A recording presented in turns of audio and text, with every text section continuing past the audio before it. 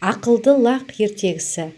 Бір бұзау, бір тоқты, лақ ел көшкенде жұртта қалыпты. Үшеуі адам болып қос тұрғызып алыпты. Қосы бір бұлақтың бойында екен. Қасында бәйтерегі бар екен.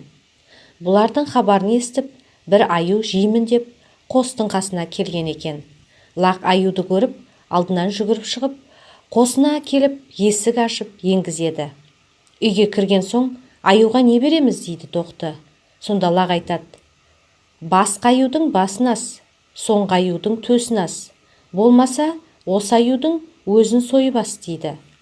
Бұлар аю жейді екен деп аю орнынан тұра қашады. Қашып келе жатса, оған қасқыр жолығып кетіп, қайдан қаштың деп сұрайды. Аю: міне жерде тоқты, лақ, бұзауға барып едім, өзімді жеймін деген соң қашып әрең құтылдым дейді. Ендеше екеуміз де баралық, бірігіп желік дейді қасқыр. Аю: мен бармаймын дейді.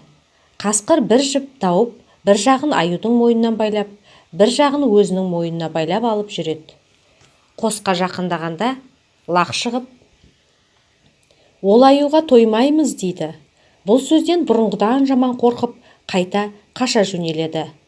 Қасқыр буынып, жығылып қалады.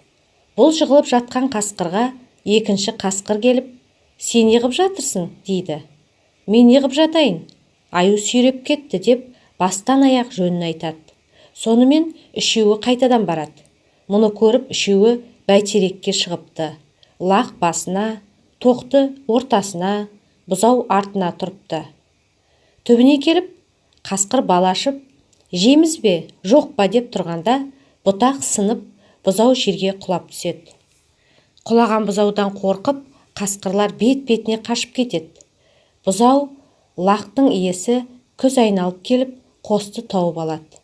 Бір лақтың ақылы сондай болыпты деп қазақтың айтатыны осы.